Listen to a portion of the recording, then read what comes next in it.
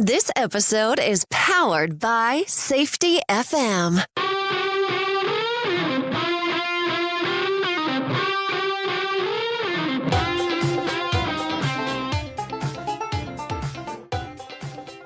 The Crucial Talks podcast with your host, Mike Sedam. Hello, everyone. This is Mike Sedam, and welcome back to the Crucial Talks podcast. Today's guest is Dr. Jay Allen. Now, Jay and I are kindred spirit kind of folks. We've kind of gotten to know each other a little bit because we think a little bit along the same lines. We're both out there trying to get a message out to improve lives and workplaces. Now, Jay is the Chief Safety Officer for Safety FM. And I love the goal of Safety FM, which is really to change the way people look at safety. And I love this tagline, one broadcast and one podcast at a time. Now, Safety FM doesn't want safety to be a derogatory term, which is one of the reasons I love the fact that the Crucial Talks podcast is one of the podcasts that is broadcast on Safety FM. We also take a positive, strength-based approach to human behavior.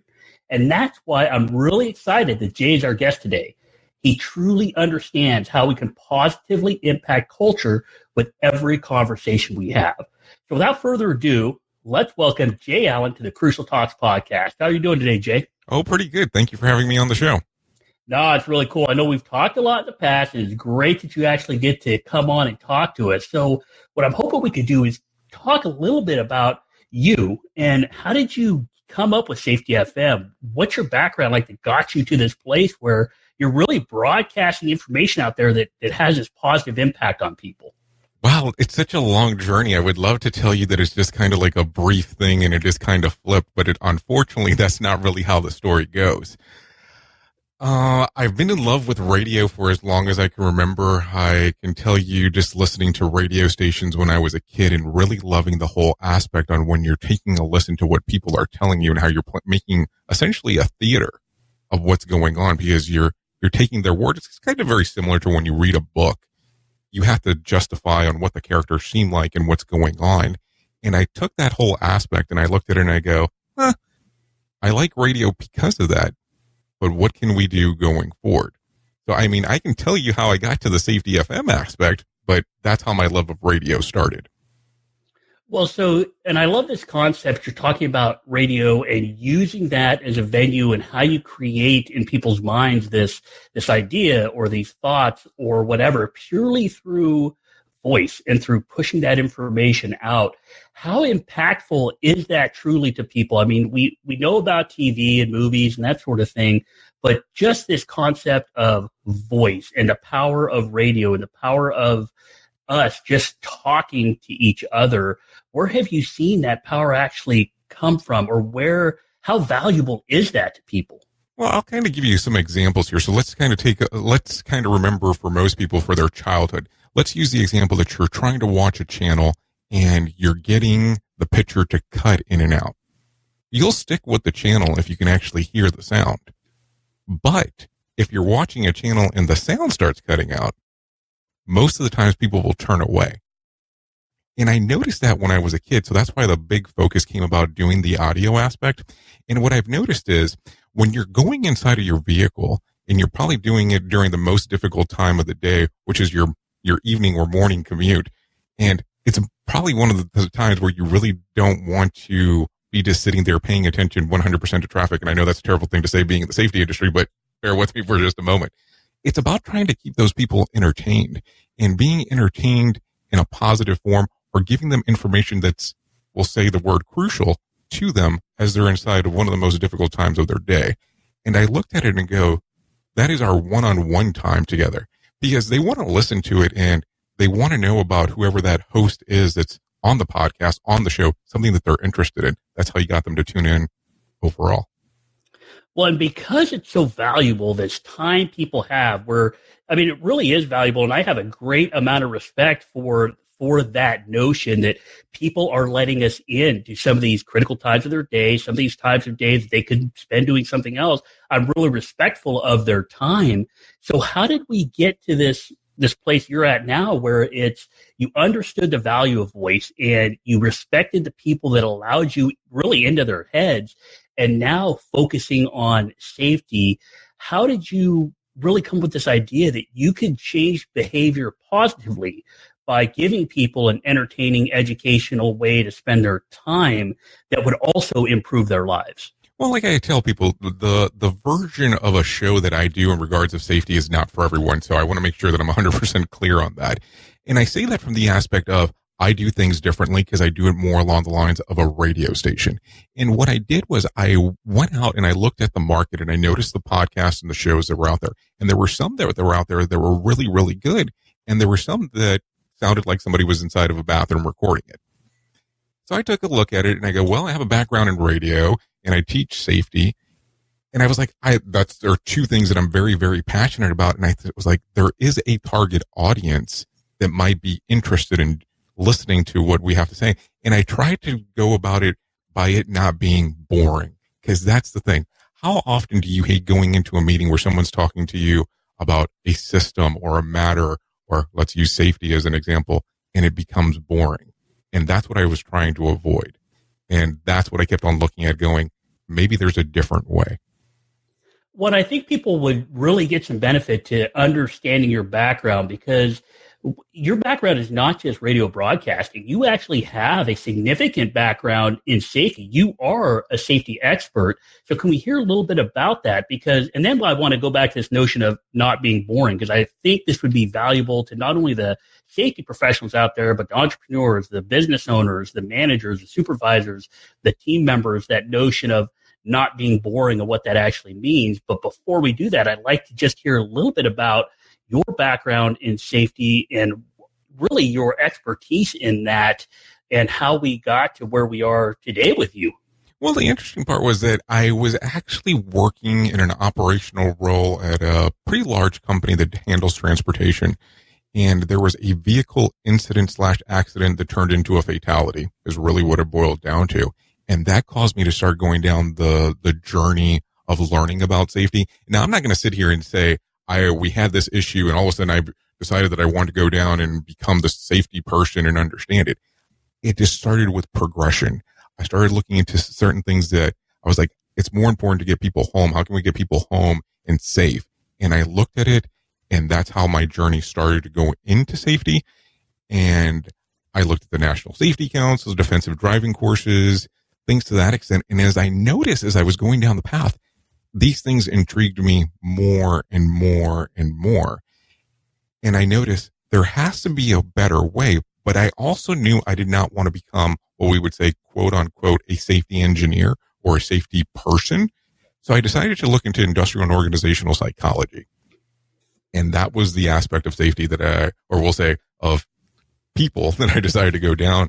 And I took a look at it and I said, if we understand how people interact and how organizations are, maybe we can take a look at this and move forward and apply it to safety, not realizing how many people there were already inside of the industry doing safety from a psychology point of view. So that got me pretty excited as I was doing it.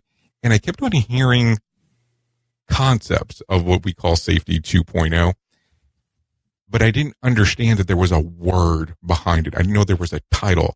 There was a lot of thoughts that I looked at and looked back on, and I was like, this is interesting on how we could change behaviors, because I'm not going to say that I wasn't in love with behavior-based safety, but I thought that there was a lot of weird rule sets per se on there. So I don't think that we were doing safety wrong. I just didn't think we were doing it in the best manner, if that makes sense. It does. I think it's valuable for people to understand that, yes, we're talking about safety, but the cool things about what you just said is we're really talking about psychology. We're talking about people. We're talking about, and you said how people interact, and it's really about those relationships. And that's where I think, a quick explanation about old view versus new view of safety, safety one, safety two, that sort of thing. It really is the concept of, hey, in the old days or the old view, we went from looking at our processes, compliance, procedures, that sort of thing. And that got us really far down the road. But now there's a little change in looking at people as people and how those human beings interact in our systems, which, in my opinion, is valuable not just to safety, but really to any capacity building that we actually want to do in an organization. So can we go back? Because I know we hit on this, we wanted to go back to it, but in your history, you even talked about you changed your lens to how can we get people home and safe. You actually flipped the lens from, hey, how do we make sure people are just following rules, to this kind of positive outlook on, I want to get people home. And that goes back to this notion of dealing with people as people. So how important was that to kind of change your perspective on how you're looking at the people in organizations? Well, I look at it and it's very hard to explain, because I'll tell you, when I was an operator in the operations standpoint, and this was me, this is not how people are, I'm just saying me in particular, I looked at it as people were more along the lines of, they were there to produce. They were there for production. I didn't look at them as, hey, quote unquote, they are a person that has a life outside of this. It was more along the lines of, okay, you're an employee. You just need to do this, get this done, and then that's it. And really didn't care. And once this vehicle incident, accident, fatality thing occurred, boom, it changed my perspective, because I looked at it and I go, well, if we look at this and we turn it and we make sure that people make it home, if we treat people better, they're going to be more open and receptive to the ideas that we have. And I wasn't trying to justify my mindset on what I was changing, but I was just so surprised. I mean, the first time that you ever go to a vehicle incident where there's a fatality, and hopefully you never have to experience this, but you go through that experience and you see the impact that, number one, it has to the person's family, what it has the impact to the people around, the people they work with, people within the organization, and to yourself. It just changes everything. And that opened up my mind of going, boom, what can we do to make sure that they get home safe? Once I started realizing that that was more important, quote unquote, for what the company was generating revenue wise. Of course, the company didn't agree with me 100% when I first started down that path, but they had to understand of, these things are going to have a cost, but we need to really worry more about our people opposed to what costs are. And these trainings are important on how we move forward with it. Well, and it sounds like that the idea of cost, I know that comes up all the time with organizations, because that is a metric that it's really easy to spot and easy to look at and easy to record. But really this notion of focusing on the people first and trying to figure out how we can better that system that they are interacting in, those costs and those, the profits and the costs and all these things associated with it seem to go in a positive direction as an outcome, just as a normal outcome, if we're focused on these other ways of looking at people. So my question, I guess, would be, through your experience, this focus on people and behaviors, how important is it to actually have them involved in that conversation? Not just the managers looking at the metrics, but the people that are actually being impacted at the pointy end of the stick. Well, the funny part is that I look back and I remember I was working for a retailer many, many moons ago, and they started with that aspect, and they called it learning from the bottom up. And what they did was they took ideas from people from the field inside of the store locations, and they let them roll and test inside of this particular organization. And some of the best ideas that generated the most revenue and caused things to work well within the organization came from the people that were inside of the store, and now the people that were sitting behind a desk inside of our corporate office. And once we started acknowledging more and more that should have been, or that should be the way that the culture should change going forward, we tested it, and we opened this test to 2 different markets. One was in the Miami market and the other one was in the Boston market. Not a plug for the restaurant, by the way, just in case. But that was one of those things that we looked at and we said, if we implement what their ideas are, can it save the organization? I mean, this organization wasn't doing well at the time. And the more we looked into it, when we gave the people inside of the organization the opportunity to be open and come up with their ideas, number one, they were in shock at first. But number two, it started to change the way that the culture was perceived inside of the organization. The organization previously was very strict and regimented, and it was top-down approach. But once we opened the door and said, go ahead, tell us what you think. What have we been doing wrong as managers? What have we been doing wrong as a company and as an organization? It opened the door wide open for everyone just to say, they really do care. They really do want to hear what we have to say. And have you seen this being the same kind of train of thought being valuable for safety also? Well, the funny part is that when you start looking into the safety differently, and I apologize that I'm turning the whole conversation into safety, but you have to understand this is where I come from. You start telling people that error is normal and that blame fixes nothing, and the way that people behave inside of your organization is going to drive the behavior of everybody else. And what we learn there is going to be vital to how that organization is going to change and how the response of the management is going to influence that overall. You have a safety program, a safety culture, something that you're going to start using to change. Now, people start getting all hung up when you start talking about it and saying, hey, this is a philosophy. But this philosophy, besides that you can apply it to safety, you can apply it to a lot of different aspects of people's lives.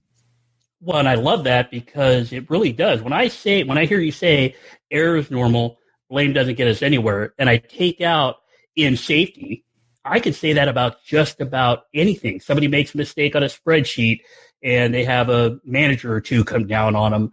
What does that actually solve? If we can it's not going to correct anything. So imagine that. So all of a sudden I turn around and go, hey, you messed up this spreadsheet. What is it going to do? Well, I feel better that I was able to do the correction or say something out loud to you about it, but it didn't change anything. I've made the person now feel worse because I brought it up, but it didn't change the overall aspect of it. So then that brings me to a point I want to get to you with about safety, but also that's in this broader context. So somebody does make a mistake. We understand people will make mistakes. They're human beings, so they will make errors. But then we say, okay, well, blame doesn't get us anywhere. So then what do we do next? I mean, even in the safety realm, what do we do next if we have those two thoughts, error is normal, blame doesn't help? What do we do to make them part of a solution that betters the organization? Well, the thing is, you have to be open enough that you're able to take criticism and understand what you have going on with the organization. What a lot of the aspects that we do is something called learning teams. And some people want to do them based off of when an event occurs, but a learning team is grabbing people within your organization that understand how the organization operates, or maybe something in a particular department inside of the organization, how it operates. And you have them sit with you for about an hour. And preferably you do this with non-management, non-supervisor staff, just field level employees. And they're going to tell you what the problems are inside of the organization. Now, they're going to kind of look at you kind of weird at first when you first start the conversation, but you have them tell you what errors do they see inside of the organization? What do they believe can be fixed? What are the aspects on what they would improve? And they'll normally give you a pretty good list. And you make sure that you have it timed out to an hour exactly. After that hour, you stop and you're writing all this stuff down as they're giving you all this information. And it's going to take a moment just for them to get going because they want to feel comfortable. They don't know what your return's going to be, what you're going to do with this information. So once you're done after the hour, you tell them, we're going to meet tomorrow. And we call that overnight soak time. And then you meet again for an hour. Now, this gives them the opportunity to think overnight of what other things they forgot to tell you. And number two, some people will already start telling you solutions to some of the problems that were brought up. And as you look at those, most of the people there already know how the organization behaves and what they're willing to spend normally money-wise. So they know that if I come in and say, I have a $50,000 solution, they're going to go, well, they're only going to let us spend about $2,000, so we need to lower it. They'll give you a solution closer to that price point. So it becomes very interesting because you're learning from the organization, from the people inside of the organization. And I think this is a pretty important topic to hit real quick is you said that when you bring these folks in, so you bring them in for an hour, you actually ask them questions to get feedback, and then you give them this overnight soak time. And I love this idea because they have time to think about it. They come back with either more ideas or even solutions. And then you said something that I think is the key point. You said that the people you bring in, they understand how the organization behaves. Now, in my experience, I've seen it in other organizations where the C-suite, executives, managers, they may have a meeting. They may try to come up with solutions. They may try to come up with problems, but they may be so far removed that they don't really understand how the organization is actually working at the pointy end of the spear. And it really comes back to this idea of work is imagined versus work is actually happening? Is that what you're seeing in these learning teams, that the people you bring in, those levels, those different levels of the organization are critical to understanding what is actually happening? Well, that's exactly how it goes, because you're interacting with people that understand exactly what's going on. And that's the thing. People are resilient in regards of how they do work, because you'll have a worker that will sit there and tell you, okay, imagine it's day one of a training. They're going to tell you, well, this is how I'm supposed to train you, but this is how we actually do it. And people will adjust to getting the work done, even if it's not the way that it's written out. Now, when I go into an organization, as in most of the times I would imagine any consultant that goes into an organization, it happens with the exact same way. I'm there because they notice they found that they have a problem. They want me to really be able to see what the problem is and try to correct the problem. Now, what I find funny about the whole thing is when I walk in, they normally put me with someone who is probably not going to self-report. So if I'm interacting with, let's say, for instance, vice president of operations, and they believe that the issue's in operations, well, the VP of operations is probably going to have a very hard time trying to tell me this is the issue that I'm having, unless it's a fatality. That's kind of the way that it works. So what I've noticed is that when we start doing the learning teams and we have just field level employees, the people that truly understand the work and that are doing it, they're willing to be open, but they want to see what is the point that you're coming from first. I'm going to tell you that initial conversation as you're starting it off, they want to make sure that they're not going to be held accountable, or I shouldn't probably say accountable, that they're not going to be held.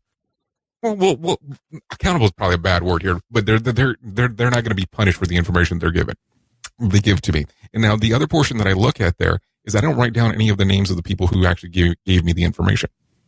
And the reason I don't do that is because I don't think that I need to go back to management and say, well, this guy that was inside of this particular department of your organization said that you have this, and this issue, because that's going to put it in a bad light. But when an organization goes down this path, you can have those open conversations where you can say whatever it is that's on your mind and be willing to be open to it. Yeah, and I think that openness is something that's pretty important. And a couple of things you hit on there, the fact that sometimes when you talk to people, they probably won't self-report. Now, that is something that exists in organizations across this country, really across the world, of people not wanting to self-report. But you also said something of interest there that said you found that the field level personnel, the workers, are open, but they want to see the point. They want to understand where they're going. And it seems like if you can give them that nugget of information and give them a purpose for why they're part of this team, that could go a long way in this notion of openness and trust within that group so that you can get the information you need. Well, absolutely. Now, the other portion you have to think about is, let's say, for instance, we're interacting with worker Billy, and Billy all of a sudden is up soon for a raise, and he turns around and he self-reports, and he goes, oh, I had this issue and I wanted to point it out just to give you the information on what occurred. Well, if Billy knows that his review is around the corner, there's nothing wrong with Billy, but Billy might not tell you because he doesn't want you to remember that during the review, and it might lower his overall increase that he might get. But if you get into an organization that's open and you can have those conversations, you should be able to self-report. And I'm not going to say you're not held accountable, but that all of a sudden it's not going to play a factor to your review portion. The other portion that I look at is that if you're able to self-report and it is a common error that can actually be corrected, that is a discussion point. That's where you start, that you can build from. And I think that right now we still have organizations that are out there that are learning to adjust to that. What do you do when someone gives you the information and says, okay, we have problem on assembly line X, and this is a continuing issue, and we believe that this is going to be an occurrence down the road? Are you open-minded enough to say, okay, let's go ahead and correct it? Or is it one of those things that we look back and go, oh, we're not open-minded enough, let's see an issue occur, and then we'll look into it? Because that's a lot of the other aspect. And I don't want to go off on a tirade here, but when an emotional event occurs inside of the organization where something has occurred, they'll focus on that problem for the next 6 weeks. And all of a sudden, we're going to have a mandatory training on this because this event occurred. And someone who's not even tied into where the event happened, all of a sudden now has to be part of this training because everyone inside of the organization needs to be trained on it. And that's emotion, and that's the emotional event. Well, and that emotion, I mean, I get it, right? That emotion is a really strong driver of behavior. But what I hear you saying, correct me if I'm wrong here, but because that emotional event kind of gets put under focus or in the spotlight, and they're focused on that, like, this is the problem, this is the issue, this is bad, bad, bad, bad, bad, and all they do is focus on that, it kind of detracts from where the organization could ultimately gain some benefit from that negative event. Oh, absolutely. I agree with you with what you're saying there, because that becomes the focus, and not what controls can we put into place, what safeguards can we put into place for it to occur, if that occurs, where it doesn't become a catastrophic event inside of the organization. Now, you have to come to the realization that safeguards are going to need to be put in place for any organization that you're interacting with. I hate this whole aspect where people sit around, and I'm going to go back into my little safety speech of, let's drive to zero. Let's have zero occurrences. Well, I'll tell you, I'll take a broken arm every day of the week over a fatality every day of the week. So you have to look at where your value is, and where do you look at. Now, of course, the goal is always not to have anyone injured, period. But let's be realistic. There is no such thing as 100% perfect organization that has no injuries. And it drives me crazy when I start hearing these people as are like, oh, we haven't had any injuries in 1,000,000 hours. Have you not had any injuries in 1,000,000 hours, or have you not had anyone report an injury in 1,000,000 hours? What's the difference? And I think that is a key point also, because you said, hey, I'd rather take a broken arm over a fatality. And I think a lot of people get into this idea that, hey, if we do prevent the slips and falls, if we do prevent the broken arms, if we do prevent the lost time injuries, or those reportable things that we're looking at, those metrics that are kind of easy to gather, we get into this, we tell ourselves these stories in our organizations that if we are good at preventing those things, then the really bad thing won't happen. Is that an accurate way to look at things? Oh, absolutely. Because here's the thing. People will go, okay, well, we prevented this ankle sprain, but will that same injury that caused the ankle sprain cause a fatality? That's what you have to look at when you're looking at these inside of the organizations. And I think that sometimes people get the information a little bit backwards on when they're looking at. They have really good intentions on when they start on these rule sets and what they want to implement and so on, but they're not looking at the big picture. And I'm not going to say that you're having a super error or a super failure, but you know that there's certain things inside of the organization that are not going to work on how they're set up currently. Well, so it sounds like we almost have to have a couple of different lenses. I mean, I agree with you that, hey, you've got to prevent the broken arms and all that. I mean, we don't want that stuff to happen. We also need to be realistic that stuff is going to happen, but it's almost like two different lenses. Like, we need to look at those little things, obviously, because we don't want those injuries to happen. We don't want the lost time, but we also have to understand this notion that those things may not be causing, or may not cause, that out of the ordinary, that systems failure, the normal accident, like Charles Perrault called it, that happens outside of those kind of regular things that might happen. It almost seems like we need those two different lenses to kind of understand that the policies we put in place may not be, and probably aren't, those controls we actually need to be able to absorb one of those major incidents happening. Well, what you have to look at too is that, let's use the example of, you have somebody who is a policy writer who's writing what policies need to go inside of an organization. Or you can have someone who is a worker who has been doing the work for the last 5 years. Which one are you going to take?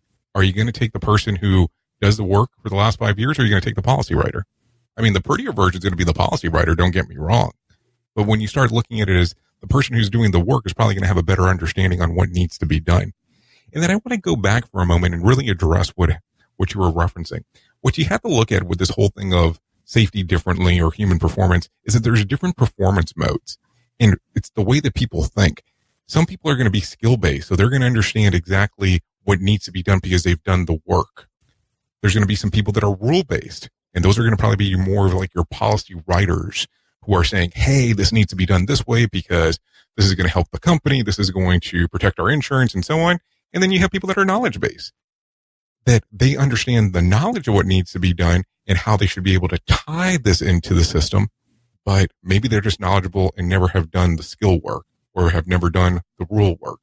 So it's different. It's just different because everybody's going to look at it differently. A field employee is going to be different than somebody who's inside of a C-suite or somebody who's actually inside of your human resource department. You just have to look at the different lenses that are available. This whole thing with safety differently or human performance can be adjusted as you go and how your organization and system works. But the buy-in has to come from the C level. The C-suite has to buy into it. This is a very difficult thing to do inside of an organization if your CEO or your C-suite people are not following along or believe in the system even working.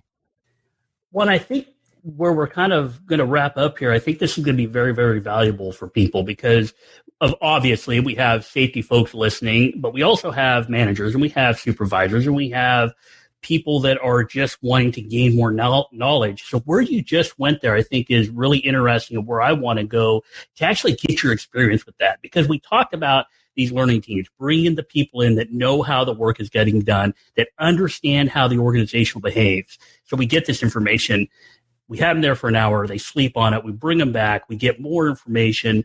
We might even get some solutions from that. But now you're going up. Now you're going to be engaging with the C-suite or executives or high-level managers that are the ones that can actually implement change or have an impact. When you have those conversations, what kind of techniques or tactics are you using to have those conversations to at least try to get that trajectory changed a little bit, to get that buy-in or to get that decision that might help some of the people out there that are going to have these tough conversations with their C-suite? Well, the interesting part is that you almost always have to start off on what the pain point was on why you got into the organization in the first place. So if I'm getting the phone call of coming into your organization, it's normally because of what's the problem. Well, you have to bring up the pain point. You have to bring up the discoveries and the solutions that were brought in from the people within the organization. And when you start saying your solutions are already here and you have a system that could lead to X. And when I say lead to X, meaning that it can change and adjust to what you're looking for based on the people that you have here and doing these learning teams. Some people are very open to it, but some people think that it's new wave safety woo woo, and it's too much for them. I'll be honest. It's just like, that's that whole method of, well, how do you track it and how do you measure it? And I'm so used to behavior-based safety, and this is something I can't do. That's why you have to build off of what's there. So it can't be an overnight change. I normally tell people that you have to have your organization ready for this mind shift. If they're not ready, this is too big of a step. If I did this all in one stop when I'm actually at an organization, there's no way that they're actually going to flip over that quick. It becomes one of those things where you start the conversation and you start off of, you have to build your centers, your organizations on how you want to change and do a revolution inside of there. Meaning that you have to start thinking about what can we do to change? How can we change the aspects opposed to it? Here's the philosophy. We're changing overnight. There's just no way that it's going to work or it's going to stick. So I hope I answered the question to some extent, but I think that there's so much of that railroad that needs to be built out as you're doing it. Keep in mind that this is a path that's not going to occur overnight, and it's an ongoing conversation, because what happens with people is, because people are people, you're going to default to what you're accustomed to. And when you default to that, it's not that you failed, it's that you just need to readjust that you went back to where you were, and let's kind of get you back, because that's the thing. Error is always going to be normal, and we're all humans, and that's just the way that it works out. Yeah, I love what you said there. It's almost like if I had a big ship and I just turned the rudder all the way one direction, it's still going to keep going the way it's going. You're better off even making those small incremental changes. And it sounds like people are kind of the same way. Absolutely. Absolutely. It's all about starting a revolution inside of the organization on where you're trying to get. Because at the end of the day, if you're in an organization, you're there to make money. Let's just be realistic. And let's make sure that we're getting people home the same way that we got them. It's so important. And just that simple mind shift as we go. And I'm not trying to get into this new wave safety woo-woo stuff. I'm just trying to say, if you look at it and you take a look at what you can change, and it's not so much of the rule and people being scared of, oh, here's the safety officer, here's a person from the safety department, here's a safety gal, here's a safety guy, and more of, here's someone who can assist. And they look at safety as something that is good for the organization and not just a rule set. It will help your organization in the long run. Well, Jay, that's all great information. So people out there listening, I mean, you have your own following that know how to get in touch with you, that know all about Safety FM and what it offers. But for the new folks that may not have heard you before but want to reach out or want to get more information about Safety FM or just want to get more information about the stuff you're broadcasting, how do they get in touch with you? How do they listen to the broadcaster out there? What kind of things do you offer? How do you build out this network with people right now that are listening that want to reach out to you? Well, the easiest way to do it is just to come to safetyfm.com. Pretty much everything under the sun's right there. It gives you all the information about our network, the different shows and podcasts that are available, and then, of course, the streaming radio, internet station, and any kind of services that we do have to offer for you. And I always tell people, come on by. We have so many different versions of safety shows, and anything that you can imagine we have there, and we try to tailor it. And we're always trying to bring on new hosts and guests. That way we can actually take the approach of what you're looking for. Well, hey, Jay, thanks again for coming on. I know we've been wanting to do this for a while. I really appreciate it. I'll make sure I put a link to safetyfm.com. And really, thank you for coming on. Oh, thanks for having me. It was a lot of fun. I really do appreciate it. All right, everybody out there, if you got value from this discussion we just had with Jay Allen from Safety FM, please let us know about it. Go ahead and click the review, rate the podcast, share it with your friends. I would greatly appreciate it. And if you have a chance, I'd love for you to visit me at crucialtalks.com. And if you need to connect with me, you can do so on email, LinkedIn, Facebook, Twitter, whatever works for you. Have a great week. And remember, if we want to understand behavior, we need to understand what drives people. Please review, share, and subscribe to the Crucial Talks podcast. Visit crucialtalks.com.